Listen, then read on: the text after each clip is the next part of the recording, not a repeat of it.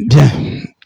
ka foli di maliden cɛman a n'a musoman denmisɛn ani maakɔrɔ k'aw bɛɛ lajɛlen fo ka waleɲuman dɔn. An b'a fɔ an tilenna hɛrɛ la, Ala ka an si hɛrɛ la. Journée de souveraineté nin bɛ a dɔgɔkun kɔnɔna ye sabula kunun kun ye ale ye ɲɛnɛmaya Mali fan 14 bɛɛ lajɛlen na. Korema maaw olu y'a ɲɛnɛmaya ka taa se minisiri caman ma ani jɛkulu caman, olu bɛɛ ye journée de souveraineté ka a don ka kɛnɛ k'a ɲɛnɛmaya. Bisu in na an ye Abubakar Fɔnba ani ale ye ɲɔgɔn sɔrɔ, dɔwɛrɛ tɛ sabula an ye fɛn caman mɛn min ni a kɛra kulu dɔw fɛ kunun, u bɔra k'u fɛla fɔ a fɔra nanzarakan na, nka ni Ala sɔnna kuma bɛna di Abubakar Fɔnba a bɛna ɲɛfɔli kɛ an ye o kan. Ani fɛnɛ Imam Mamudu Diko bɛɛ lajɛlen b'a dɔn k'a fɔ ale tun ye taama kɛ ka taa Mɛki la n'o ye Makan ye. Ko Makankaw ye jɔnjɔn d'ale ma, jɔnjɔn min ni o bɛ se ka ale kɛ i n'a fɔ diɲɛ yɛrɛ alisilamɛw bɛɛ lajɛlen ka ɲɛmɔgɔ façon dɔ ye, o kɔni o jɔnjɔnba taara k'o d'ale ma. O nali senfɛ sa ɲara ale ni fanga maaw ma ɲɔgɔn faamu sabula a fɔra ko don in ko maa kana bɔ ko ka cari jamana kɔnɔ ko ka d'a kan ko insécurité o yɛrɛ bɛ yen, nka ale ka maaw kɔni bɔra o kɛra sababu ye min ani politilakaw karila ɲɔgɔn na fo ka se gaji ci ma. O hukumu kɔnɔna la sa maa caman ye kuma caman fɔ fo ka taa se an ka minisiri kɔrɔw ma ani jɛkulu wɛrɛw ɲɛmaaw, olu bɛɛ lajɛlen taara Imam Mamudu Diko fɛ, u y'u fɛla fɔ u ni politiciw ka nin kari ɲɔgɔnya in da. Nka ni Ala sɔnna da bɛna tu nin bɛɛ lajɛlen na ka ɲɛfɔli kɛ aw ye ani Abubakar Fɔnba. Yan'o tɛ sa an bɛ kuma d'a ma a ka foli di an filɛbagaw ani an kanubagaw ma. Pape n bɛ i fo, an bɛ Masa Rahamani fo min ye bi don yira an na. An b'a ɲini Ala fɛ Ala ka Mali kisi, Ala ka Mali tanga. An ka jamana ɲɛma le lion du Sahel Ala ka a kɛnɛ to an kɔrɔ ani gouvernement ni CNT an bɛɛ lajɛlen. An ka golomasiri tabaw an bɛ halisa foli bila u la k'u cɛsiri, jamanadenw b'u kɔ. An bɛ général chef d'état-major Umaru Jara fo ka taa se chef d'état-major Félix Diallo, Boyi Jara ani Élisée Dako. An b'u bɛɛ fo ka taa se soldat minnu bɛ front na parce que armée ye maa kelen de ye, armée ye an bɛɛ lajɛlen de ye. Donc nin bɛɛ de bɛ baara la, n'i y'a ye an bɛ i ɲɔgɔn kɔngɔ durunna tɛ tɔrɔn fila bɛ duguma. O sirasi minnu b'o la an b'a fɔ ɲɛna halisa u k'u bolo di ɲɔgɔn ma. Gɛlɛya mana kɛ cogo cogo a kɔfɛla ye nɔgɔya ye. Fɛn caman kɛra mais fɛn caman tɔ bɛ na kɛ halisa an k'an bolo di ɲɔgɔn ma ka a ɲini u fɛ attaque minnu bɛ ka kɛ fɛnɛ an y'u faamuya. Ninnu ye attaque ye ni jugu siranna a bɛ to k'i kelen kelennin bila, mais an bɛ maliyɛnw hakili sigi k'a fɔ hali a tɛ mɛn danbe kari nin na sabula hali u ye attaque fɛn fɛn kɛ kɔsa in na embuscade mun dara a bɛɛ ji bɔra. Donc mɔgɔ tɛ se ka attaque bali ka kɛ mais i k'i jija i ka attaque kɛlen kɔfɛ i ka se ka i yɛrɛ yira. Donc o de ye an ka monter en puissance an bɛ sɔrɔdasiw fo minnu ka mɔgɔ tanyana Ala ka hinɛ u bɛɛ lajɛlen na. Nin bɛɛ de ye jamana ko in mɔgɔw kan ka faamuya, n'a ma ɲa dɔ de bɛ fatu don o don jamana ka ko la olu b'o nin di, anw tɔw man ka kulonkɛ o jamana ko la. O de ye Korema ka engagement ye. Donc n bɛ an yɛrɛ ka président ba honorable docteur Fuseni Watara n b'a fo kosɛbɛ ka Korema musobaw a n'a denmisɛnw bɛɛ lajɛlen fo, ka foli bila ka taa segukaw ma k'a ɲini Korema tɔnden bɛɛ fɛ ani Mali bɛɛ ko 20 janvier an ka ɲɔgɔn sɔrɔ Segu. Segu an bɛ taa 20 janvier kɛ yen ni Alahu taala sɔnna ma ka taa sɔrɔdasiw boloma dɛmɛ ka jamana dɛmɛ, koba de bɛ bɔ Segu. Donc n b'a ɲini Korema tɔnden bɛɛ fɛ ani Korema kanubaga an bɛɛ ka ɲɔgɔn sɔrɔ Segu le 20 janvier. Ne yɛrɛ cira Korema tɔgɔ la honorable docteur Fuseni Watara fɛ, u ye ne mandaté ka sira di ne ma ko n bɛ taa Segu i n'a fɔ an b'a kɛ kɔrɔlen cogo min. N'Ala m'an ka jɔnya jɔ an na an bɛ ye Segu kɛnɛ kan le 20 janvier. Foli tɛmɛnen kɔ ni Ala sɔnna an bɛna don ni ɲininkaliw ye sisan danni na ka d'a kan maaw yɛrɛ pressé bɛ ka ɲininkali ninnu ka se k'o jaabi kɔnɔ. An y'a mɛn k'a fɔ min ye an ka Mohamed Ali Bati ni ale ye M5 Mali kura o tɔnden dɔ don, olu bɔra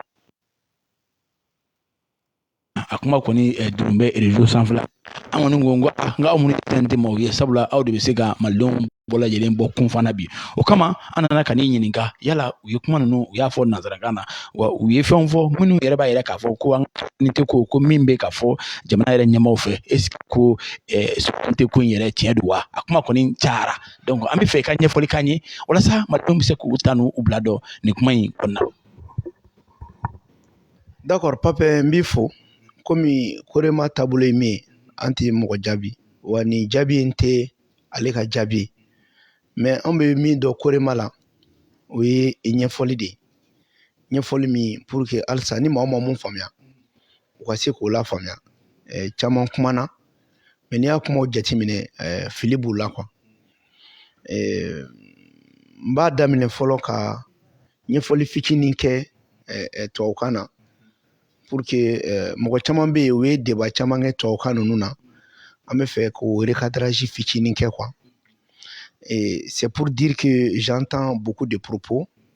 qui n'ont aucune référence juridique ni politique. Aujourd'hui, je m'adresse à la population malienne, pas en tant que membre du CNT, mais en tant que président du parti du réveil et de l'éveil des consciences qu'on appelle l'ADPM, et aussi le porte-parole et le président du bureau national du Coréma. À ce titre, je tiens à rappeler que pendant 30 ans,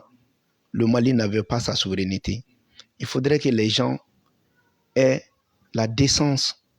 d'aller voir qu'est-ce que c'est que la souveraineté. La souveraineté, c'est lorsque l'État a le pouvoir de commander sans être contraint. Et l'État ne peut ni être contraint ni être commandé.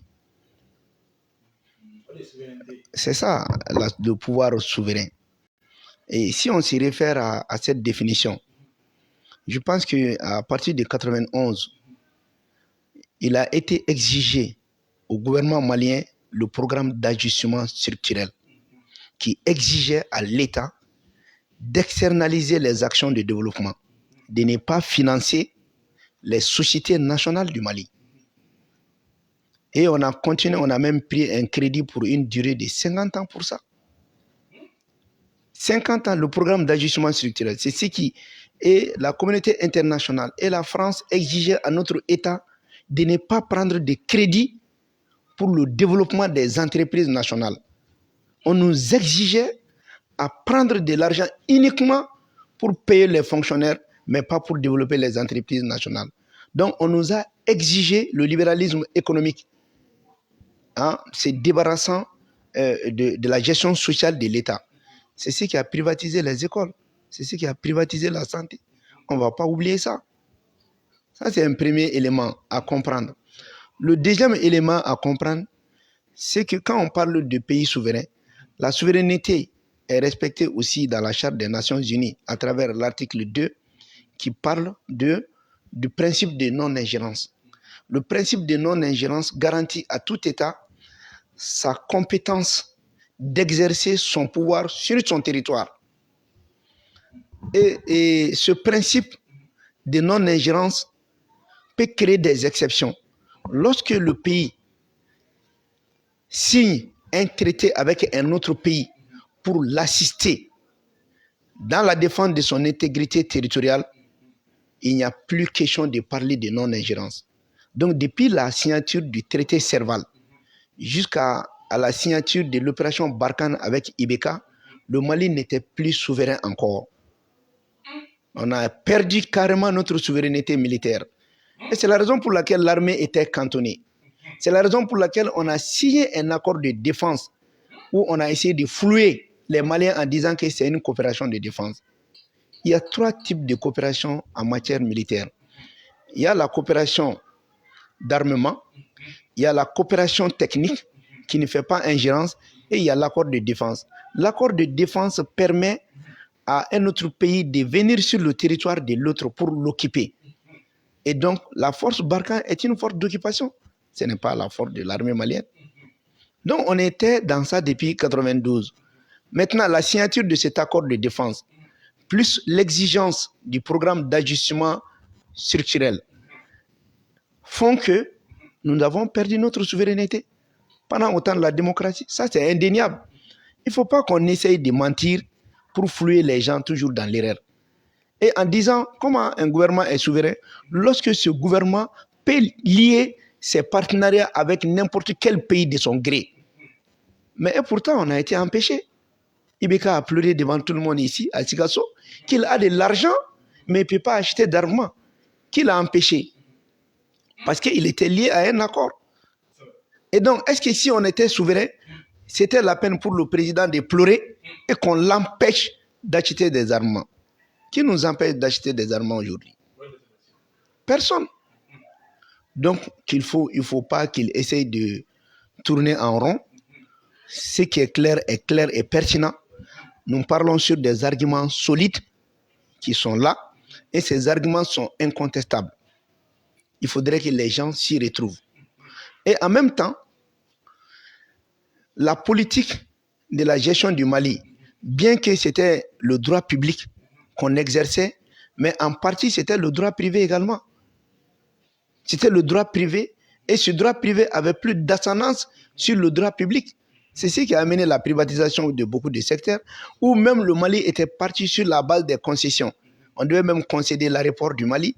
Même les péages maliens attendaient aussi les concessions. Donc pourquoi aujourd'hui nous parlons de souveraineté retrouvée? Il faut que cela soit clair. La souveraineté est différente de l'indépendance. L'indépendance, on peut être indépendant sans être souverain. Pendant 30 ans, on dit que le Mali était indépendant parce qu'on a notre territoire. C'est limité, la population est connue. Mais cette indépendance, on n'avait pas le pouvoir souverain. Ce n'était pas l'avis du peuple qui était tenu compte. C'est l'avis de ceux-là qui dictaient leurs leçons aux autorités. C'est ça. Oui, les autorités étaient soumises seulement au dictat de la communauté internationale, particulièrement de la France. Mais quand on est revenu en 2000 avec Assimi, à partir du 24 octobre, parce qu'il ne faut pas qu'on donne l'impression aux gens que la souveraineté retrouvée a commencé le 14. Non, le 14 est une journée mémorable. Parce que tout simplement, quand avec le Corema, nous avons appris que le président veut faire la relecture du traité de coopération militaire, et directement, on a appuyé cette idée en essayant de faire l'analyse des 3 accords qui ont été signés, et on a prouvé au monde que l'accord de défense signé par Djonkunda, parce que le traité, la coopération Barkhane,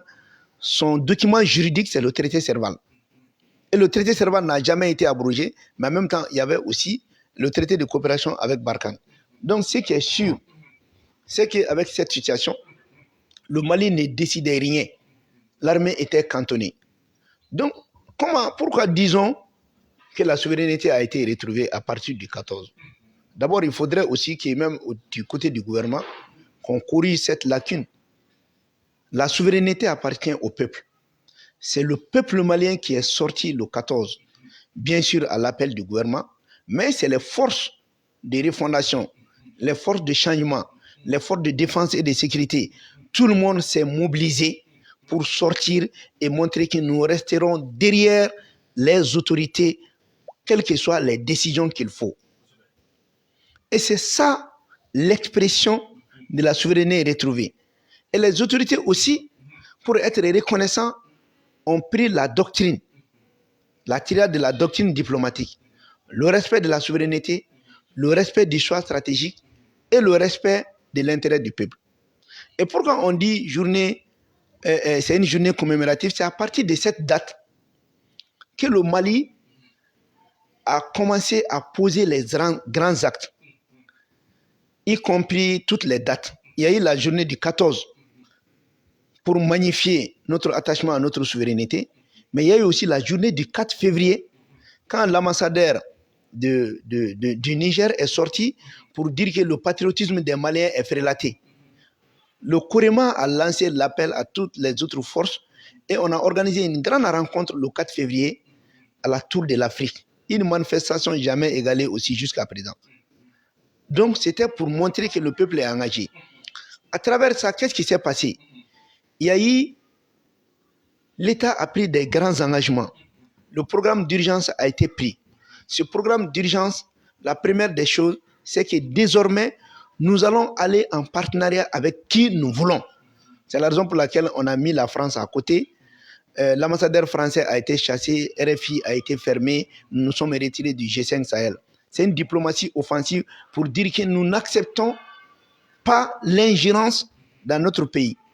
Le deuxième fait, on a dénoncé l'accord de défense avec la France. Ça veut dire que nous nous sommes retirés. Et c'est à partir de cette date aussi que la France s'est retirée complètement du territoire malien. Donc, on n'a plus de force d'occupation sur le territoire malien. À partir de cet instant, c'est l'armée malienne qui est seule sur son territoire. Peut-on ne pas dire que ça, ce n'est pas une souveraineté retrouvée? Au même moment, pour contraindre, pour aller à l'encontre du programme d'ajustement structurel qui avait opté pour l'externalisation des actions de développement, pour la privatisation de l'État, nous avons adopté la politique d'internalisation des actions de l'État pour un développement économique et une indépendance financière. C'est ce qui a fait que, c'est ce qui a donné naissance à la création de la SOREM, qui est un holding sur les recommandations des assises nationales. C'est ce qui fait aujourd'hui, on a créé l'OMAP, qui était l'ONAP, qui permettait à l'État de ne pas s'intéresser au commerce du carburant. Et aujourd'hui, on s'intéresse à cela. C'est ce qui a permis à l'État aussi d'engager l'audit de l'or. C'est ce qui a permis aujourd'hui à l'État d'engager des principes diplomatiques. C'est ce qui a permis à l'État d'aller au niveau des Nations Unies pour dire clairement et dénoncer le soutien de la France aux sponsors terroristes. Donc, il ne faut pas qu'ils tombent dans les débats de bas niveau en disant qu'on était souverain, il y avait ceci, il y avait cela. Maintenant, qu'est-ce qui est important à comprendre? C'est que l'État peut abandonner sa souveraineté sur son engagement. L'abandon de la souveraineté monétaire, par exemple. Le Mali a libérément abandonné sa souveraineté monétaire parce que la monnaie que nous utilisons aujourd'hui, c'est une monnaie française. Ce n'est pas la monnaie malienne. Donc, on n'a pas cette souveraineté de fabrication monétaire. Mais nous avons la souveraineté sur la gestion des ressources que nous possédions. Et c'est la raison pour laquelle les ressources que l'État possède, l'État les utilise pour des besoins qui sont recommandés par la nation. Donc, personne ne nous dicte de ce que nous avons en possession. Ensuite, la souveraineté militaire, nous en avons. Aujourd'hui, on a militarisé la police, la gendarmerie. Nous sommes en coopération militaire avec la Russie. Nous sommes en coopération avec d'autres pays, avec la Chine, avec l'Iran. Mais nous ne sommes pas en accord de défense qui compromet et qui encourage l'occupation du territoire malien par une autre force étrangère. Et c'est pour cela que nous le répétons qu'il n'y a pas de mercenaires au Mali. Le Mali est en partenariat gagnant-gagnant avec la Russie sur la base des principes reconnus par le droit international. Donc, pour dire que tous ces éléments concourent à la souveraineté retrouvée. Et ils confondent l'indépendance et la souveraineté. Je le dis fort et bien, on peut être indépendant sans être souverain. Et c'est pour cela que le Corema a la doctrine du souverainisme. Et qu'on dit la souveraineté militaire,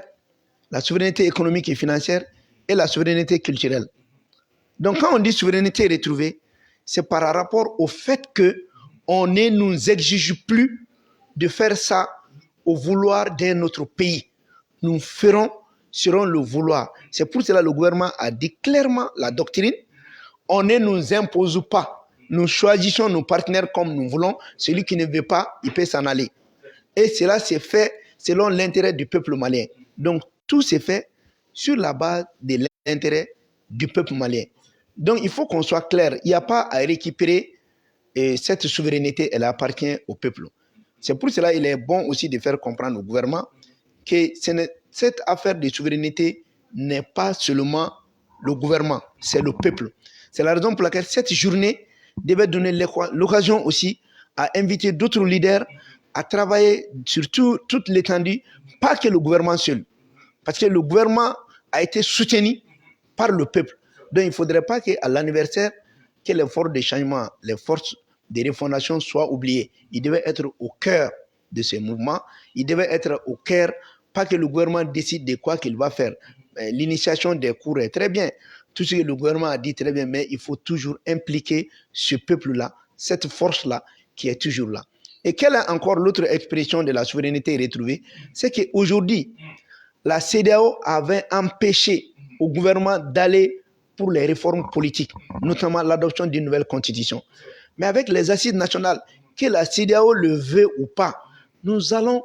au référendum et nous allons adopter notre constitution. Et c'est le peuple aussi qui va voter pour valider. Donc la volonté populaire a prévalu et l'État aussi a fait exister sa compétence sur l'exercice territorial et à l'intérieur et à l'extérieur. Donc, cela est très clair, cela ne souffre d'aucune ambiguïté. Il faut que les gens sortent des calculs inutiles pour sortir, dire du n'importe quoi, on n'est pas indépendant, on n'est pas indépendant. Nous avons tous été à l'école. Et c'est fait devant nous. Il fait, bon, tout ça, c'est des gens qui se basent sur la souveraineté française, définie par la France, définie par l'article de la France. Ce que la France dit, c'est ce qu'ils répètent. Alors que le mot souverain n'appartient pas qu'à la France. Le mot souverain, là, c'est un mot qui appartient à tout le monde, c'est un mot universel et il faudrait que les gens le comprennent. En essayant de se focaliser sur la définition française, c'est ça aussi l'erreur. C'est ça l'erreur. Donc, c'est bon de préciser que, et c'est pour cela, au niveau du Coréma, nous avons tout le temps dit qu'il faut aller vers la doctrine souverainiste, intégrationniste. Et la souveraineté, je vais vous le dire aujourd'hui, beaucoup de gens parlent, y compris la France, l'Union européenne. L'Union européenne, en tant qu'État, n'a pas de souveraineté des ressources naturelles. Elle n'en a pas. Ils sont à la quête de la souveraineté des ressources. C'est ce qui leur manque. S'ils ont l'armée, s'ils ont leur culture, mais économiquement, ils ont quoi pour assurer leur souveraineté? Ils n'en ont pas. Donc, ils viennent conquérir l'Afrique. C'est les ressources de l'Afrique qui servent des ressources économiques pour la souveraineté de l'Europe et même de l'Amérique. C'est ce que les gens doivent comprendre. Nous sommes victimes aujourd'hui du fait que la triade des souverainetés, il y a la triade des ressources économiques manque à l'Union européenne, manque à la France. Qu'est-ce que la France fait? Elle n'a pas d'or, elle n'a pas d'uranium. D'où est-ce qu'elle sort l'uranium? C'est en essayant de faire la guerre dans le Sahel pour s'approprier de nos ressources minières à travers les multinationales. Donc il faudrait que les gens doivent cesser de se lérer. Il ne faut pas essayer de fouiller encore. Le Mali a quitté très loin. Et aujourd'hui, nous avons repris en main ce qu'on n'avait pas dans le temps. Et cela est clair et net et indéniable. Mais puisque il y a toujours lieu d'en faire un débat, de faire comprendre cette question de souveraineté, ne peut pas aller se camoufler seulement derrière des petites idées pour essayer de faire comprendre que oui, on était souverain il y a longtemps. Non, ça c'est la confusion.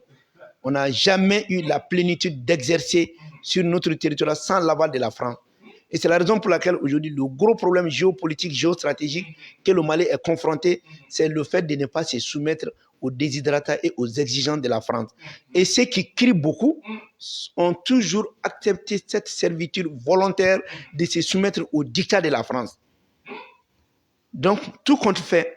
le Mali a commencé un départ. Et l'internalisation des actions de développement pour avoir une indépendance économique et financière est un signal fort pour aller à la souveraineté monétaire. C'est les fondations comme ça pour pouvoir aller à la souveraineté monétaire. Les Maliens, les autorités maliennes auront tort de ne pas achever cette souveraineté économique. Parce qu'en restant dans le franc CFA, toutes les initiatives à prendre seront bloquées. Et comment tu peux comprendre que ce sont ces mêmes acteurs qui ont signé un accord d'investissement avec le Canada, dont le préavis de rompre le contrat est de 15 ans. 15 ans. Et s'il y a litige, le litige est soumis au tribunal de commerce international. C'est la raison pour laquelle, y compris le Maroc, la France, tout le monde utilise aujourd'hui le voie canadien pour se faire de l'argent au Mali, pour installer des sociétés. Il est plus facile d'aller par le canal du Canada pour bénéficier des ressources minières du Mali que d'être une société de droit malien. Ça, c'est une réalité. Maintenant, nous, on est en train d'aller vers tout ça. Et c'est la raison pour laquelle vous voyez même la société Sako Holding, où on lui a permis d'aller maintenant vers la cimenterie. Il y a d'autres sociétés de cimenterie, il y a les sociétés de compteurs. Nous sommes en train de les encourager pour que l'investissement du Mali reste au Mali. Donc, ce qu'on veut éviter, c'est qu'on avait encouragé le Mali, on avait obligé les gouvernants maliens à investir dans les secteurs privés qui appartenaient à la France et aux multinationales, qui ne gardaient pas les fonds ici. Tous les fonds étaient versés ailleurs. Maintenant, nous voulons que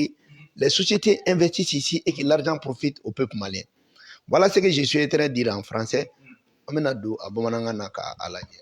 Ayiwa abarisi fɔnba ɲala nin kuma in kɔni Musa nin bɛɛ lajɛlen fɔra nanzarakan na sabula maa minnu kumana u fana ye ɲɛfɔli kɛ nanzarakan na nin kɛ kun ye walasa olu ka se k'a faamuya cogo min na diɲɛmaa wɛrɛ fana ka se k'a faamu souveraineté yɛrɛ maaw ka se k'a dɔn munna jamana ye nin donba in ta k'a kɛrɛnkɛrɛnnenya ni o ye 14 janvier walasa ka a don tɔgɔ ta ko souveraineté maaw ka se k'a dɔn sabula maa caman bɛ yen minnu yɛrɛ souveraineté u t'a kɔrɔ dɔn dɔw y'a kɛ ko wɛrɛ dɔw yɛrɛ ko yala souveraineté salon a fɔra k'a sɔrɔ anw bɛnnen don nka ɲina an bɛnnen tɛ est ce que an ye souverain ye wa a kuma cayara ni ma fili nin walala min kɛlen filɛ nanzarakan na minnu bɛ yen ni olu ma faamu k'a fɔ jamana ye nin hakilina ta kun min na wa u n'a dɔn walasa a bɛna ɲɛfɔli k'an ye bamanankan na walasa an b'a faamu cogo min na minnu fana bɛ n'olu tɛ nanzarakan mɛn walasa olu bɛ se k'a faamu an ka todunkan na cogo min na a wɔrisi fɔnba. Papa n bɛ aw fo tuguni n bɛ bɔ ka maliyɛn bɛɛ lajɛlen fo an bɛna don souveraineté ko kuma an bɛ a fɔ bɛɛ ɲɛna hali an ka maa caman bɛ kuma bawo ko yɛrɛma hɔrɔnya an b'a fɔ ɲɛna ko fili don o de kama an ko k'an ka taa an ka kanw kalan souveraineté tɛ yɛrɛma hɔrɔnya ye souveraineté ye yɛrɛya de yɛrɛya ka k'i yɛrɛ ye ka k'i sago la e yɛrɛ ka kɛ min ka di e yɛrɛ ye e ka se k'o kɛ o de ye souveraineté voilà i tɛ maa ka juru la yɛrɛya i ka k'i yɛrɛ ye quoi ne sago bɛ n yɛrɛ la souveraineté ye yɛrɛya de voilà yɛrɛya voilà ni fɛn min ka d'a a b'o kɛ maa tɛ se k'a fɔ k'a t'a ka sɛ faga maa tɛ se k'a ka tɛnɛ donc souveraineté kɔrɔ de ye ko yɛrɛya maintenant indépendance de ye ko yɛrɛma hɔrɔnya i ka yɛrɛma hɔrɔnya bɛ se ka k'i bolo ka sɔrɔ yɛrɛya t'i bolo f'an k'o de fɔ Mali ka yɛrɛya yɛrɛma hɔrɔnya o bɛ Mali bolo hali n'a y'a sɔrɔ an b'o fɔ cogo wɛrɛ la yɛrɛma hɔrɔnya kɔrɔ ye mun ye ko dugu dɔ bɛ e la tɔgɔ b'o dugu la hymne national b'i bolo dugu in dan dɔnnen don population b'i bolo i bɛ fɛn caman kɛ mais yɛrɛma hɔrɔnya fɛnɛ a sigilen bɛ fɛn dɔw kan olu fɛnɛ n'olu ma dafa fɔ ko i ka yɛrɛma hɔrɔnya b'i bolo mais a ma dafa mais a tɛ se ka ko yɛrɛma hɔrɔnya t'i bolo bon yɛrɛma hɔrɔnya ale bɛ se ka sinsin yɛrɛya de kan n'i ka yɛrɛya b'i bolo i ka yɛrɛma hɔrɔnya bɛ k'i bolo mais yɛrɛma hɔrɔnya bɛ se ka k'i bolo ka sɔrɔ yɛrɛya t'i bolo misali Mali ka yɛrɛma hɔrɔnya bɛ a bolo depuis Modibo ka temps mais Modibo ye Mali mara ni hakɛ mun ye an bɛ fɛ ka nin kɛ an b'a kɛ Musa y'a mara ni mun ye an bɛ fɛ ka nin kɛ an ma nin kɛ depuis démocratie fanga nana o ma kɛ an bɛ fɛ bi mɔgɔw k'a faamuya mun de la an ko k'an y'an ka yɛrɛya sɔrɔ yɛrɛya tun bɛ an bolo Modibo ka temps na yɛrɛya tun bɛ an bolo fɛnɛ Musa ka temps na mais dina an donna démocratie kɔnɔ yɛrɛya tɛ an bolo awa an b'o de fɔ nɔgɔ fosi t'o la yɛrɛya tɛ an bolo wa yɛrɛya tɛ an bolo yɛrɛya t'an bolo cogo di yɛrɛya kɔrɔ jamana ka yɛrɛya ye mun ye jamana sago bɛ n'ale ko k'a bɛ mun kɛ jamana wɛrɛ tɛ se k'a bali o la n'a ka nafolo b'a bolo n'a ko k'a b'a don nin na maa da tɛ don o la n'a ko ko sariya min bɛ da a ka jamana kɔnɔ o de bɛ kɛ ani ni jamana yɛrɛ ka armée jamana ka fanga bɛ boli a ka dugu bɛɛ kan o de ye yɛrɛya ye ni an mago b'an ka avion na sisan a n'a fɔ fɔlɔ i bɛ se k'a ka minɛn san a yɛrɛ ye n'i ko k'i k'a san f'i k'a tɛmɛ nanzaraw ka sira fɛ olu k'i yamaruya wa n'i ko i bɛ minɛn dɔ san n'i b'u fɛɛrɛ ye u t'i sɔn. non n bɛna ɲɛ f'i ɲɛna i bɛna bɛɛ faamuya an ka taa dɔɔnin-dɔɔnin yɛrɛya t'an bolo n b'o fɔ acteur de la démocratie ni n bɛ se k'an sɔsɔ o ka bɔ k'an sɔsɔ an ka yɛrɛya minɛ n'an na a commencera ka minɛ an na Musa ka temps na fɔlɔ parce que n'i bɛ kuma fɔ i b'o fɔ a kun commencera ka minɛ mais o n'a ta o ta yɛrɛya armée ko kan o kun ma minɛ an na mais sɔrɔ kun kan a minɛna an na o wagati la n'a bɛ fɔ fɛn dɔ ma ko le programme d'ajustement structurel c'est-à-dire diɲɛmaa bɛ juru de don an na pour que ka se k'an ka kow la ɲɛnamaya mais o sen fɛ o programme d'ajustement structurel y'a diyagoya an ka jamanaw kan ko aw ka société ba minnu bɛ aw bolo Comatex ani EDM ninnu aw ka sɔrɔdabaw aw b'aw ɲin bɔ o sɔrɔda la maa wɛrɛw b'o kɛ aw place la n'o ye société privée ye aw minnu ye gouvernement ye aw ta bɛ kɛ dɔrɔn ka fonctionnaire sara wa hali n'a ko k'a bɛ juru ta a tɛ si aw la ka juru ta k'a don aw ka société ba ninnu na o Alpha ninnu sɔnna o ma wa u sɔnna o ma u ye juru yɛrɛ ta fo ka juru don Mali la fo san 50 awɔ o de kɔnɔna na Mali y'i bolo bɔ a ka fɛn caman na a bɛ fɔ de ma ko développement externalisé ka privatisation fanga bonya ni jamana yɛrɛ ka fanga ka kɛ fɛnw kan donc o ma kɛ k'a ka d'an ye o de kɔnɔna na o juru ninnu kɔnɔna na don dɔ la n ye Alpha ka video dɔ yɛrɛ Abdou Diouf ko mu wɔsi ka tɛmɛ ajustement structurel kan tellement que i seko t'i yɛrɛ u b'i wele dɔrɔn k'a f'i ɲɛna k'i b'a kɛ ten i b'a kɛ ten a bɛ se k'a fɔ an ɲɛna cogo di ko ye yɛrɛya ye wari min bɛ d'e ma o wari e tɛ se k'a k'i sago ye a wari bɛ di i bɛ juru fɛnɛ ta o juru fɛnɛ i b'a don olu de ɲɛnada fɛ a tɛ kɛ e sago ye an ye san 30 k'o la o kɛra Mali la yan an nana bɔ o kɔnɔna na o wagati kelen de kɔnɔ tuguni an nana se Jɔnkunda ka wagati ma Jɔnkunda ka wagati an ye ci bila Faransi ma ni gafe mun ye n'a bɛ f'o ma ko opération Serval o gafe fɛnɛ o bɛ dankari kɛ i ka yɛrɛya dɔ fɛnɛ la o yɛrɛya ye jumɛn ye diɲɛ kɔnɔ bɛn kɛra ka charte des nations unies na ko maa man kan k'i da don maa wɛrɛ ka jamana ko kuma na c'est à dire jamana dɔ t'a ka hakɛ sigi jamana dɔ kan a ka jamanaya kɔnɔna na o ti bɛn mais dan bɛ se ka kari o la n'i ye wele bila jamana wɛrɛ ma wele bilalen Faransi ma Faransi ka armée yelen an ka dugukolo kan o bɛ dankari kɛ an ka o principe de non ingérence la parce que anw ta tɛ an ka dugukolo ye bilen Faransi de kun ta ye an ka dugukolo ye o de kama an ka armée cantonnera o de nana ni MINUSMA ye o de kama accord jagoya signé na aw ta t'aw yɛrɛ ye an ka avion tɛ se ka pan wa an jɛra ka na ni Faransɛw ye ko hali n'u ye maliyɛnw faga o tɛ kiri donc Faransi b'i da don an ka ko la cogo min ka d'a ye an ka fanga sigi cogo a b'a fɔ wari min bɛ d'a ma a bɛ taa kuma fɔ ko b'an kunna ale de bɛ taa kuma bɛɛ fɔ o daminɛna depuis Jɔnkunda ka taa IBK nan'o don ba la o kɛra bɛɛ ɲɛna yan IBK kasira bɛɛ ɲɛna yan Sikaso ko wari min b'ale bolo mais a tɛ se ka maramafɛn san est-ce que jamana min ka yɛrɛya b'a bolo a sera o président ka kasi ko n tɛ se ka maramafɛn san o ma kɛ jɔn ɲɛna yan mais n'aw ko ko o b'an bolo ko yɛlɛma ma don la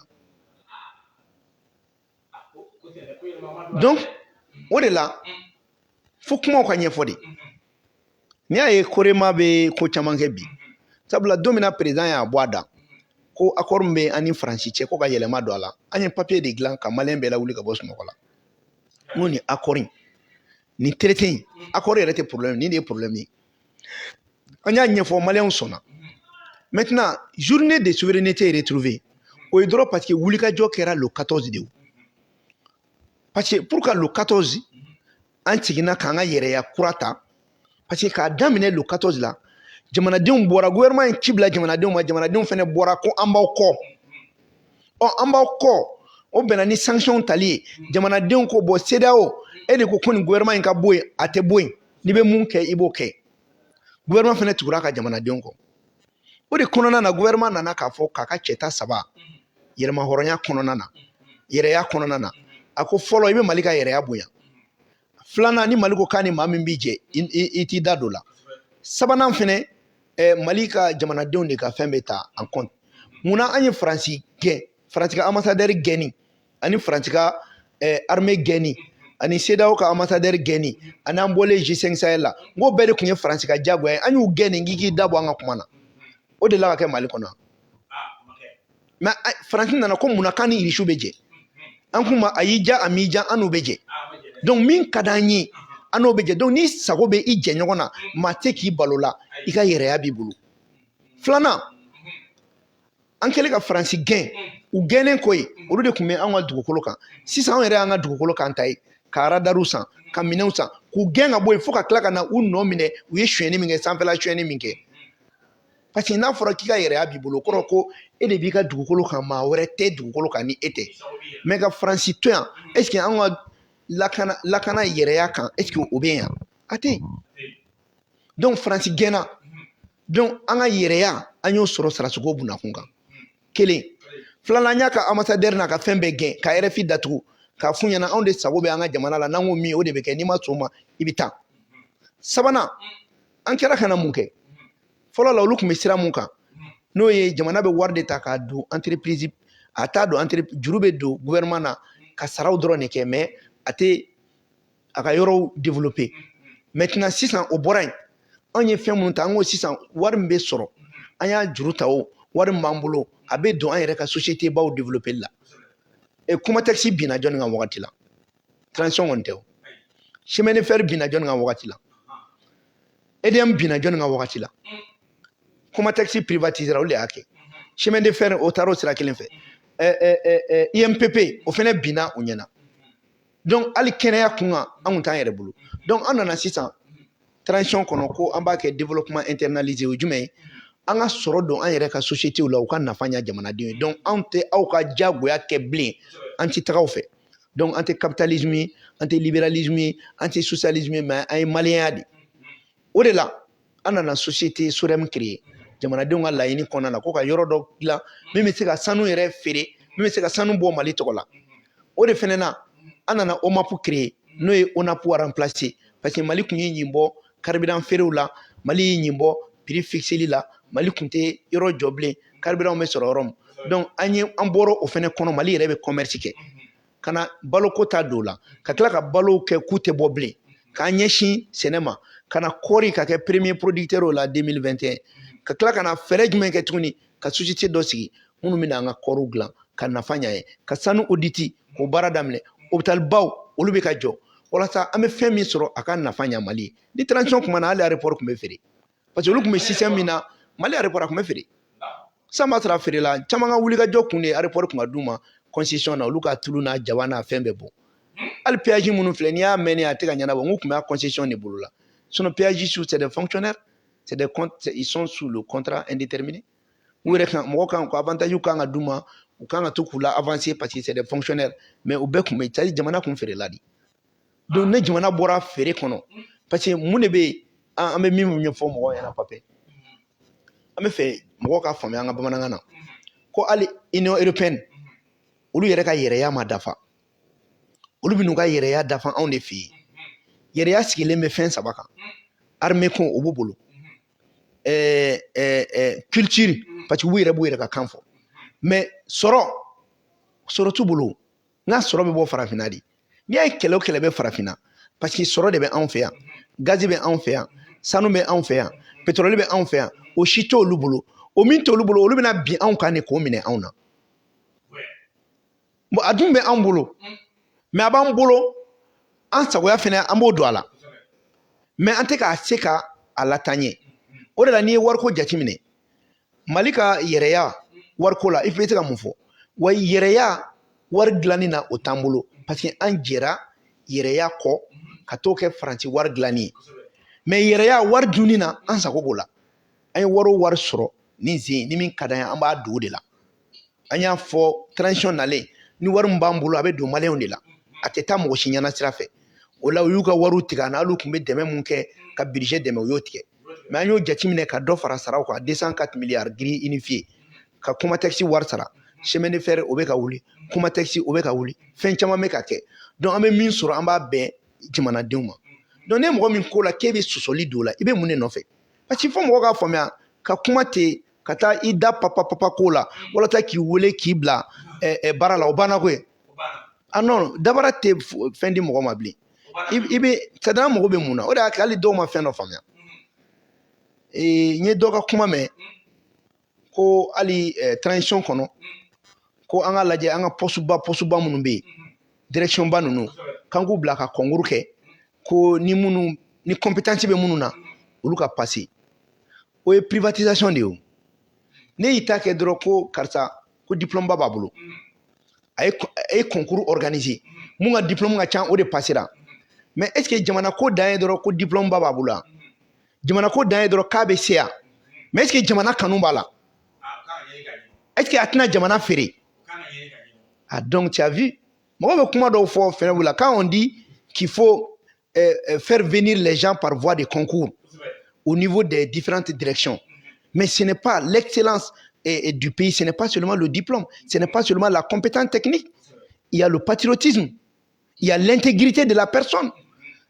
Tu peux avoir ton diplôme, tu peux être compétent, mais quand on te met dans une direction et que tu vas vendre l'État même à d'autres structures, parce que tout simplement à cause de ton diplôme, on te vend l'État. Mais vous voyez qu'il y a des limites à ces choses. Donc, voilà, donc, on a que Korema be mon fond malien, pour que on a yɛrɛya ka dafa parce que wari m'an bolo an n'an bɛ ka yɛrɛya kɛ wari duncogo la mais wari in yɛrɛ tɛ e ta ye donc an ka dafa gouvernement o dafa fɛnɛ daminɛ o de kama développement internalisé ninnu bɛ ka na société bɛ ka créer fɛnbaw bɛ ka kɛ o de bɛ taa laban an ka wari tilali ma parce que n'an m'an ka wari dilan an bɛ ka nin fɛn fɛn kɛ fu de don wa wari fɛnɛ yan'o ka dilan kanw de kan ka don ba la an ka kɛlɛ b'o de la kanw ka don ba la ni kan ma don ba la k'i to walikan na i tɛ ka yuruguyurugu kɛlɛ k'i to walikan na i tɛ k'i yɛrɛ ye k'i to walikan na i tɛ ka foyi kɛ kiri bɛ tigɛ ni walikan de ye miirina bɛ kɛ ni walita de ye jamana bɛ ka jɔ ni walikan de ye donc e ka kan ci i bolo i tɛ foyi ye o de kama an hakili sigilen don parce que assise nationale kelen in ko ka kan don ba la donc a tɛ se ka bila an kungo la cogo si la ko kan tɛ don ba la président yɛrɛ kumana an ka kan na o bɛɛ y'o discours faamuya a yɛrɛ y'a dɔn k'a fɔ ko jamanadenw bɛ min faamuya o y'o de ye donc si on fête la journée de la souveraineté retrouvée o journée fɛnɛ b'a yira k'a fɔ kanw fɛnɛ donni ba la o fɛnɛ b'o o kɔnɔna na comme a baara bɛ sen na mais a ka dafa parce que constitution kura bɛ nali n'o fɛnɛ bɔra yen munna an b'a fɔ ko yɛrɛya sabatira constitution kɔrɔ min bɛ yen anw y'an ko k'an bɛ taa constitution kura la CEDEAO kun ko k'an tɛ taa o la k'an tɛ réforme kɛ k'an tɛ foyi kɛ k'an bɛ taa élection de la an ko an tɛ jamanadenw tugura gouvernement kɔ o constitution kura fɛnɛ bɛ na kɛ e ko k'o t'i yɛrɛya ye halisa donc wagati min na ni jamana tɛ ka a ni dɔngɔ kɛ i kan a bɛ fɔ de ma ko yɛrɛya o dun jamanaw tun bɛ k'u ni dɔngɔ kan na fo an b'a fɔ an da la ko ni faransi tɛ k'an tɛ kɛ foyi ye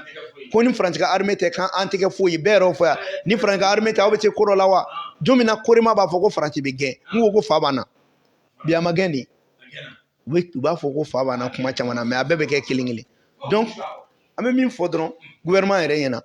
souveraineté retrouvée ko u kana kɛ gouvernement ko ye gouvernement dɔrɔn ma baara in kɛ wa jamanadenw de bɔra ni jamanadenw bɔra jamanaden minnu bɔra i bɛ sinsin olu de kan ka baara kɛ c'est vrai an bɛ ministre de la refondation fo a ye mɔgɔw wele ka taa gouvernement ka taabolo ɲɛf'u ɲɛna journée ko in kun kan mais gouvernement k'a faamuya k'ale kelen tɛ jamanadenw de b'i kɔ o jamanaden minnu b'i kɔ olu ka fɛnw kan ka ye an y'a ye télé la gouvernement ka fɛn caman de bɔra o bɛ kuma na mais u kun kan ka force vive minnu y'a don kɛ olu ka kuma kun ka kan ka bɔ ORTM ma o ɲa peut-être u bɛ n'u yɛrɛ racheter jamanadenw fɛnɛ bɔra u ye manifestation kɛ an yɛrɛ ye journée dɔ sigi ka hakili jagabɔ k'a kan mɔgɔ caman bɔra n'a fɔra k'aw t'olu ka kuma bɔ a bɛ gouvernement dɔrɔn ta bɔ tɔ ka jɛ o ye an tɛna fɔ ko gouvernement mais o ORTM nɔ ye parce que nin ye ka jamanadenw ka wulikajɔ k'o ta k'o dɛn kɛrɛfɛ an bɛɛ de ye gouvernement ye mais gouvernement dɔrɔn ta man ka bɔ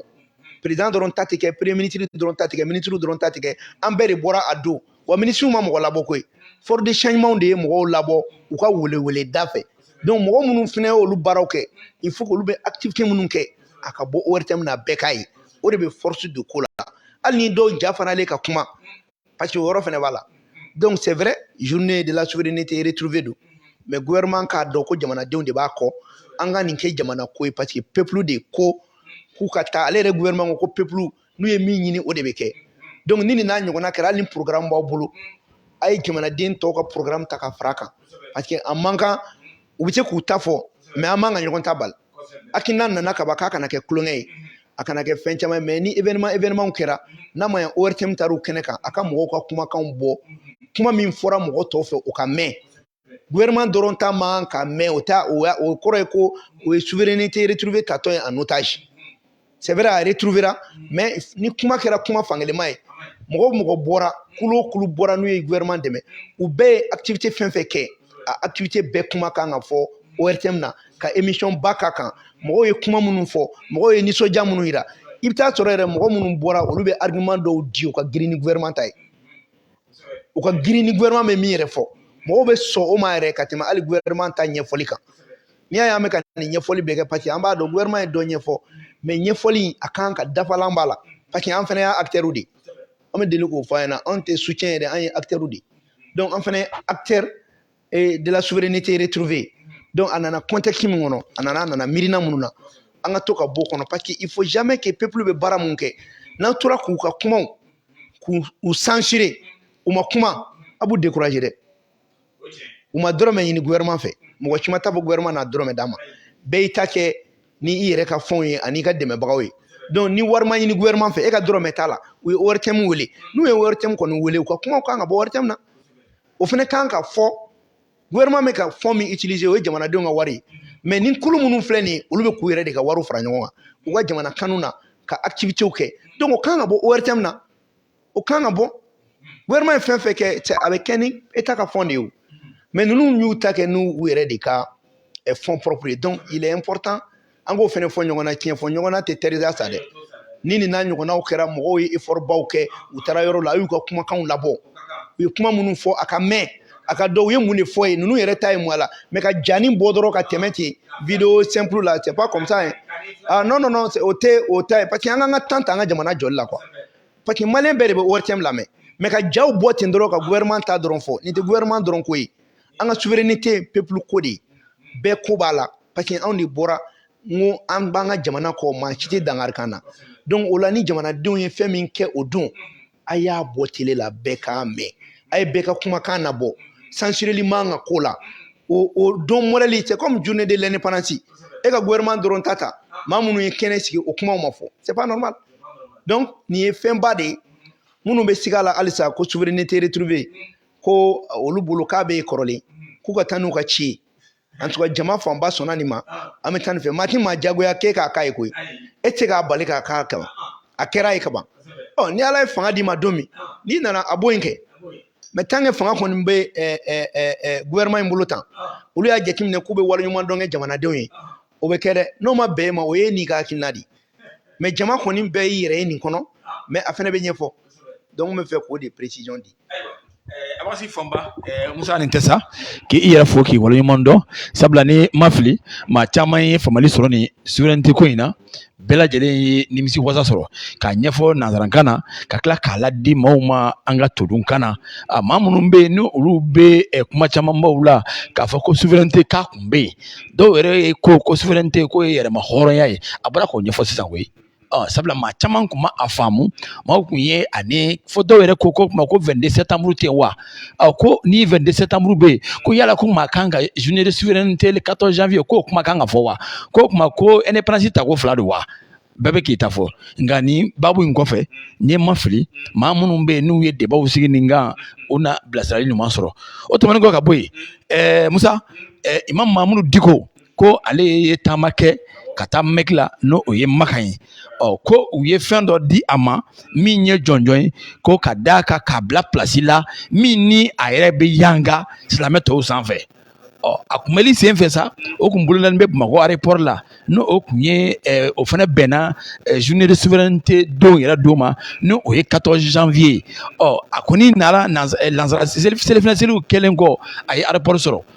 ɲɛma fili a ka maaw bɔlen ka cari gidɔrɔn sanfɛ jamana kun ye laseli kɛ k'a fɔ ko maa kana fara ɲɔgɔn kan ko ka cari yɔrɔ kelen na ka da kow yɛrɛ tɔgɔyaw kan ko nka aw bɛ se ka debaw ni conférencew boloda ka se ka souveraineté k'a ɲɛfɔ maaw ye nka nin don kɔni Mamudu Diko ale ka maaw bɔra ka gidɔrɔn minɛ a kunbɛli sen fɛ ne ma fili o ma bɛɛ fanga ma o kɛlen kɔni bɛ ka gazi kɛ k'u susu ɲɛnamaya k'u susu an ɲɛ bɛ maa caman na minnu bolilen bɛ ka taa a fɛ yen a dɔw bɛ ka ko in ta k'a kɛ ko wɛrɛ ye fitinɛ wɛrɛ ka na wuli jamana kɔnɔ o kama an ko an bɛ Abubakar Fɔnba ɲininka a ka ɲɛfɔli k'an ye yala ale yɛrɛ a bɛ nin ko in bila minɛn jumɛn kɔnɔ sabula maa kelen hakili kelen maa fila hakili fila honorable Abibu. An bɛ a fo fɔlɔ a ye jɔnjɔn min sɔrɔ a y'a sɔrɔ Mali de tɔgɔ la maliyɛn fɛnɛ de don ni maliyɛn ye fɛn sɔrɔ yɔrɔ o yɔrɔ a bɛ laban Mali de kɔnɔ donc vraiment an b'a fo o la kosɛbɛ nin fɛnɛ bɛ Mali kun kɔrɔta de hakili hali kunbɛli ninnu a kɛra o hukumu de kɔnɔna la mais kunbɛli in kɔnɔna la a n'a ɲɔgɔnna dɔw bɛ yen an bɛ ɲininkali mun tomi est ce que u kun ye yamaruya sɛbɛn ɲini gouvernement fɛ fɔlɔ o ka sɔn walima o kana sɔn wa sabula nin n'a ɲɔgɔnna n'a bɛ kɛ a kan ka yamaruya papier de ta parce que n'i bɛ kunbɛn e bɛ na aéroport de la aéroport fɛnɛ ye zone stratégique ye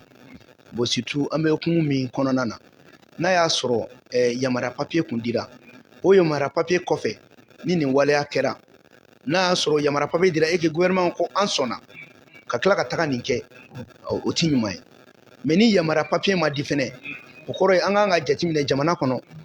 bɛɛ de mɔgɔ o mɔgɔ bɛ yen bɛɛ ka kan ka to jamana ka sariya kɔ hali n'i ye parti politique ye tiɲɛ na a bɛ fɔ ko n'a bɛ na aw ka meeting kɛ k'a b'u informer de hali ni autorisation tɛ donc o kɔrɔ ye ko information o ye fɛnba ye bon t'a dɔn n'a y'a sɔrɔ o kun y'u informé fɔlɔ n'u m'u informé donc ni autorité ma informé o la o ko kɔni o ye jalaki parce que ni autorité ma informé a bɛ se u t'a faamuya olu t'a dɔn min bɛna kɛ parce que ni autorité informé ra papier de bɛ ci ma karisa ye nin sɔrɔ an bɛna nin kɛ ka bila nin hukumu kɔnɔ n'o kɛra fɛnɛ ni autorité ko k'a sɔnna o kuma bɛ yen ni autorité kun ko fɛnɛ k'a ma sɔn an bɛ se ka autorité ɲininka mun na i ma sɔn parce que an bɛ yɔrɔ min na ne bɛ deli k'o fɔ a ɲɛna mali bɛ yɔrɔ min na manifestation modèle dɔw bɛ yen ne y'a fɔ n ko ka état d'urgence décrété depuis bi tɛ n bɛ k'a fɔ n'i y'a ye attaque misɛnmanin ninnu bɛ ka caya u bɛ k'u profiter u ye terroriste ye stratégie changer fara ɲɔgɔn kan ninnu u bɛ se ka taa tiɲɛni kɛ bon maa o maa dun n'a ni bɔnɛla c'est le gouvernement qui est responsable ko ko mana mɔgɔ mɔgɔ sɔrɔ gouvernement de don a kɛra i ka mouvement ye o ni maa tora la gouvernement don a kɛra a ma k'i ka mouvement ye o ni maa tora la gouvernement don bon surtout Imam Mamudu Diko an ka mɔgɔba de don mɔgɔba de don jamana in kɔnɔ min ye kobaw kɛ jamana kɔnɔ donc n'a bɛna nin modèle la a ka kan a papier ka se autorité ma k'a yɛrɛ k'u kunnafoni an ka karamɔgɔ ye nin sɔrɔ nin papier min sɔrɔla an bɛna kɛ tan an bɛna kɛ tan an bɛna kɛ tan donc n'o o fɔra o bɛ ko nɔgɔya ne kɔni bɛ min fɔ mɔgɔ ɲɛna an kana ko bɛɛ bila ɲɔgɔn jalaki kɔnɔna la nin ko in n tɛ se ka fɛnba fɔ a la mais n b'a ɲɛɲini n'a y'a sɔrɔ papiyew dira ni yamaruya man di parce que an kana kow kɛ ten ko min mana k'a la an b'o fɔ sinon ne hakili la n'i bɛ ko kɛ yamaruya kan ka bɔ fanga yɔrɔ o yamaruya d'i ma surtout nin n'a événement modèle et puis a bɛnna don fɛnɛ ma don min ni a kun fɔra ko don ninnu na ko n'an bɛ ko kɛ k'an ka kɛ yɔrɔnin kelen hali n'i bɛ ɲɔgɔn dalajɛ kɛ i b'a kɛ yɔrɔnin kelen o yɔrɔ fɛnɛ la messagew de bɛ di ka jamanadenya kumaw fɔ ka souveraineté fɔ mais hali n'ale ta to kadiri an bɛ ɲininkali de kɛ fɔlɔ est ce que papier kun dira wa ni papier ma di an b'a bila minɛn jumɛn kɔnɔ parce que jamana bɛ yɔrɔ min na sisan an ka to ka hakili kɛ ka ko dilan en tout cas ne kɔni bɛ se ka min fɔ nin na o ye an b'a fo a ye médaille min sɔrɔ an bɛɛ b'an nisɔndiya ni a ye parce que a dira mali tɔgɔ la a dira maliyɛn de ma fɛn fɛn ni maliyɛn y'a sɔrɔ o bɛɛ ye mali ka hɛrɛ ye parce que ni sénégalais ye nin sɔrɔ c'est vrai africain don mais ne tɛ nisɔndiya n'a sɔrɔ maliyɛn y'a sɔrɔ dɛ donc u ye fɛn mun d'an ma fɛn ba don an b'a ɲini ala fɛ ala ka kɛ ka maliyɛn bɛɛ nafa mais ka fɔ mɔgɔw ɲɛna an kana nin ko ninnu bɛɛ lajɛ comme imamu yɛrɛ fɛnɛ bɛ ko faamuya a ko fɛnɛ kan ka lajɛ sariya la est ce que ko ninnu kun kan ka kɛ cogo min papiyew dira wa fɛnw dira n'a nana bɛɛ kɛ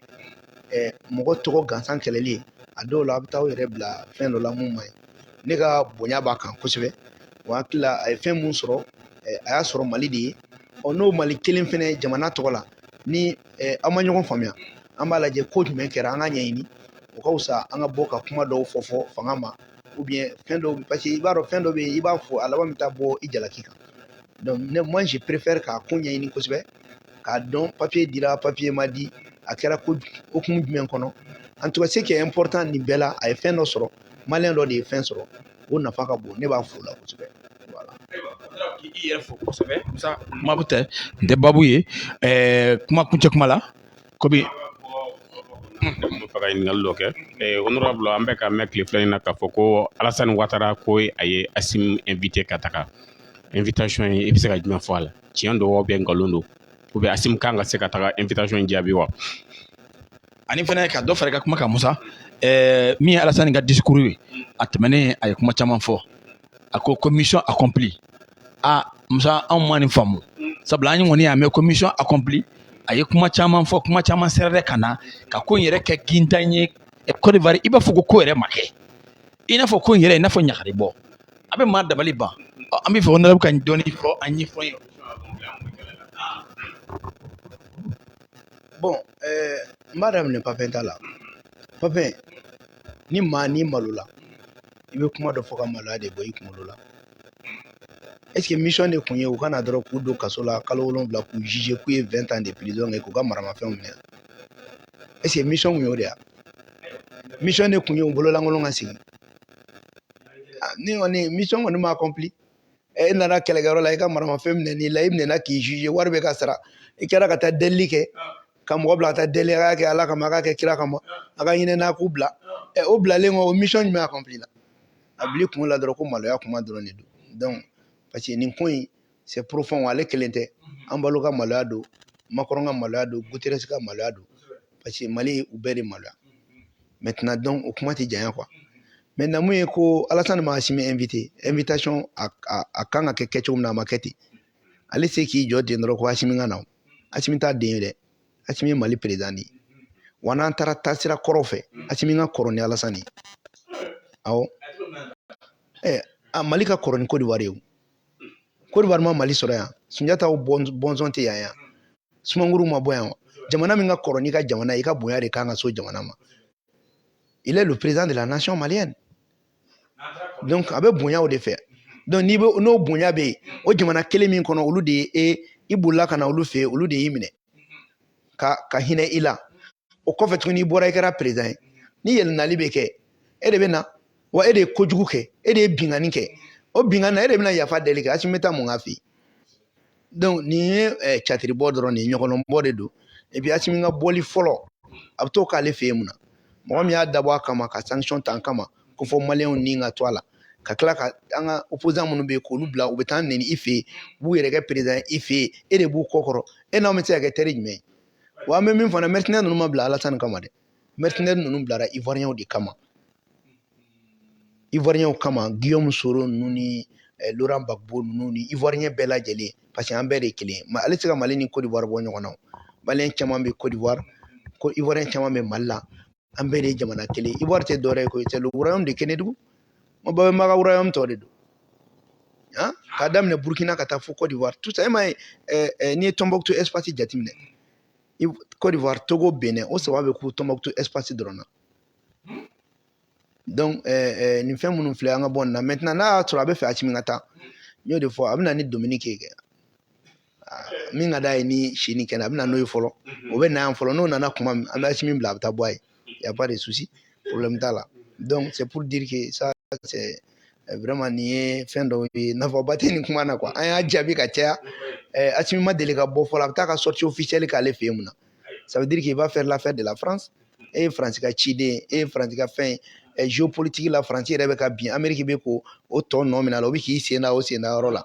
e ko an ka t'e fɛ yen ko ka t'e ka blason redorer o tɛna kɛ ko cocaïne ko min b'a da la k'a k'o ɲɛnabɔ fɔlɔ parce que mercenaire ko tun bɛ yen cocaïne ko fana bɛ yen a k'o ɲɛnabɔ sisan o na ɲinɛ an kɔ sisan voilà bon Pape n bɛ aw fo n b'a fɔ maliyɛn bɛɛ lajɛlen ɲɛna an ka kɛ jamana in fɛ minnu bɛ calcul wɛrɛ la u ka bɔ a kɔnɔ minnu kun b'a la ko Mali isolelen don hakili la u bɛ n'o dayɛlɛma sisan parce que u tun bɛ k'a fɔ Ivoire ko de la ni Ivoire ka mercenaires minnu u ye mercenaires minnu bɔ Ivoire ka na Mali la n'o dir'u ma u na kuma yɛlɛma et puis u k'a to an ka baara kɛ quoi n b'a fɔ parti politique fana ɲɛna kuma fila tɛ yen bilen révision constitutionnelle tɛ yen c'est l'adoption de la nouvelle constitution o de bɛna kɛ wa an bɛ min fɔ maliyɛn bɛɛ k'a faamuya transition na élection maire sigi de bɛ kɛ o député sigi bɛ kɛ o président sigi bɛ kɛ o yɛlɛma bɛ se ka don nin bɛɛ la hali an bɛ se k'a daminɛ président sigi la mais min jɛlen don ni nɔgɔ t'o la sariya sunba kura de bɛ ta fɔlɔ wa o sariya sunba kura in n'o taara charte taara ji la constitution de 92 o fana taara ji la donc n'olu bɛɛ taara ji la o kɔrɔ ko bɛɛ lakurayara mun bɛ ka jɔrɔ ko Assimi tɛ kɛ candidat ye foyi t'a bali n'i y'a ye mɔgɔ ninnu tɛ fɛ constitution ka yɛlɛma u caman ka kɛlɛ constitution kɔrɔ u jarabilen b'o la o ye kelen filanan u b'o de ta ka jamanadenw kuma yɛlɛma sanga ni waati fɛn min t'o kɔnɔ u b'o don o kɔnɔ donc maliyɛn ko déjà k'an ka bɔ o kɔnɔ donc maliyɛn k'i labɛn an ka taa nin sira fɛ k'a fɔ jamana ɲɛmaaw ɲɛna ko min bɛ se ka constitution in voteli bali o dan ye n'an ka kan ma don ba la constitution mana kɛ to ta fɛn bɛɛ tɛ dafa mais u ka Mali ka kan don ba la dɔrɔn wa kan donni ba la ye jumɛn ye k'a fɔ ko Mali ka kan bɛɛ officialisera fɔlɔ filanan n'a y'u diya u ka faransɛ fara kan n'a y'u diya u ka anglais fara kan mais Mali ka kanw de ye fɔlɔ ye n'o kɛra sisan o de b'a to o kan ninnu bɛ kan tɔw dun donc o la an b'a fɔ maliyɛn bɛɛ ɲɛna an ka wuli an ka fanga dɛmɛ minnu bɛ kɛlɛ la ko laïcité ni fɛnw u ka bɔ a kɛlɛ kɔnɔ laïcité tɛ Mali fa tiɲɛ Mali ba tiɲɛ tɛ laïcité in Faransi ka tiɲɛ dɔ de don Faransi ka tabiyaw de don anw ka tabiyaw tɛ donc an kana kɛlɛ kɛ n'o tabiya ye parce que an b'o fɔ mɔgɔw ɲɛna il faut que an ka bɔ nin calcul kɔnɔ e tɛ se k'a fɔ k'e bɛ Faransi gɛn Faransi ka tabiya i bɛ kɛlɛ k'o nɔfɛ tuguni donc an ka bɔ a kɔnɔ Mali ye diinɛ jamana de ye n'a fɔra Mali ye diinɛ jamana m'a fɔ ko silamɛ jamana don dɛ m'a fɔ chrétien jamana don m'a fɔ fɛnɛ bolisɔn jamana don mais bolisɔn o chrétien o silamɛya nin bɛɛ fɔ nin ma ko religieux c'est les différentes religions Mali au jamana, donc le Mali est naturellement un pays spirituel. Mais Francine nous fait ni jamana de do, pays athée de do, kafri jamana do, lu te dîner ko la quoi. Bon moi me te dîner ko la o ka ko fem manya o fe e bo ta ke no o gla ife kebe o ke ko da ko ka benti. Donc an ga bo akono sabula ni fem be sena an ka so an ma korba an ma nga dîner yere be sira dîner karamo yere na fara ko ni karamo be sira parce que u ka sabali ani donna min b'u la ani majigi min b'u la i t'u ye ko caman na i yɛrɛ bɛ siran fo ka ala ko don mɔgɔ dusukun na mais sisan diɲɛ taara ɲɛ mɛ o n'a ta o ta min ka di diinɛ min ka di min ye i b'a kɛ c'est de façon volontaire mais an ka bɔ nin débat ninnu kɔnɔ mais an ka karamɔgɔ fɛn fɛn bɛ ka mali fɛn an b'u bɛɛ fo ala ka mali jɔ ala ka jamana jɔ korima tɔnden bɛ n bɛ foli kɛ a bɛɛ ye k'a fɔ maliyɛnw ɲɛna ko n'an y'an cɛsiri mali bɛ bɔ nin dingɛ kɔnɔ a cɛsiri tɛ taa an yɛrɛ kɔ dɛ gouvernement ko tɛ foyi ko tɛ maliyɛn kelen-kelen bɛɛ kan ka dɔn ko n'i bɛ mun kɛ jamana ye i t'a kɛ Asimi ye a tɛ kɛ gouvernement ye a tɛ kɛ CNT i b'a k'i yɛrɛ de ye donc n'an ye o don ba la jamana in mana kɛ mun ye anw de b'a tɔnɔ sɔrɔ yan sinon papa n bɛ segin o kan mali tɛ fantan jamana ye mali ma deli ka kɛ fantan jamana ye mali magara ɲɛmɔgɔ dɔw de fɛ minnu hakili ma ca ni kosɛbɛ ala ma minnu kɛ mɔgɔ ye minnu bɛ se ka fanga dɔ ta k'i ɲɛsin jamana yɛrɛ jɔli ma sinon maa miliyɔn 21 dɔrɔn o tɛ koba ye k'a fɔ ko kɔngɔ b'o la ko chômage b'o la a tɛ ka faamuya donc vraiment n bɛ bɛɛ lajɛlen fo ka halisa k'a fɔ bɛɛ ɲɛna an k'an bolo di ɲɔgɔn ma an minnu bɛ politique mɔgɔ ninnu an minnu bɛ politique baara la n'an bɛ politique kuma na c'est vrai jamana tɛ jɔ ni politique mɔgɔ tɛ o y'a kumalama de ye sinon jamana bɛ jɔ hali politique kuma tɛ fɔ donc an ka bila an kunna ko n'i y'a mɛn e ɲɔgɔn politique mɔgɔ tɛ jamana de bɛ yen o jamana de fana bɛ e ka charte d'i ma o jamana de bɛ kɛ parti ye donc an ka to jamana kɔ an ka to jamanadenw kɔ an k'an bolo di ɲɔgɔn ma n'an bolo di ɲɔgɔn ma o de bɛ jamana in jɔ wa bolo di ɲɔgɔn ma mun filɛ nin ye an ka kɛ tiɲɛ kan a ka fantanw tɔɲɔli ka dabila gouvernement yɛrɛ k'i tilen a ka baara ka jamanadenw k'i tilen u ka faso kanu wa donc n b'aw fo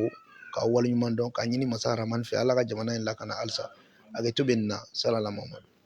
Mahamadu on a si fɔ ma k'i yɛrɛ fo k'i waleɲuman dɔn an bisimilali la ka d'a kan kuma bɛɛ n'an y'i wele i bɛ an bisimila an bɛ i fo kosɛbɛ an filɛbagaw ani an kanubagaw aw minnu bɛ k'an lajɛ mali kɔnɔ ani mali kɔ kan an b'aw bɛɛ lajɛlen fo k'a waleɲuman dɔn maa minnu bɛ k'an lajɛ nansara jamanaw la ka taa se an dafɛ jamanaw ma ka taa se afiriki jamana wɛrɛw ma an b'aw bɛɛ lajɛlen fo k'aw waleɲuman dɔn an b'a fɔ a ka nin layike k'a partager walasa diɲɛ ka se k'a ye sabula kunnafoni dogobaga o ye subaga ye kunnafoni de b'a to jamana yɛrɛ ale bɛ se ka bɔ nɔgɔ la wa ale de b'a to jamana yɛrɛ jamanadenw bɛ se ka bɔ jamana yɛrɛ ko caman kalama donc ne kunnafoni min ni a jɛlen don lɛgɛsɛ don temps t'a la donc an b'a fɔ aw k'an bɛn waati wɛrɛ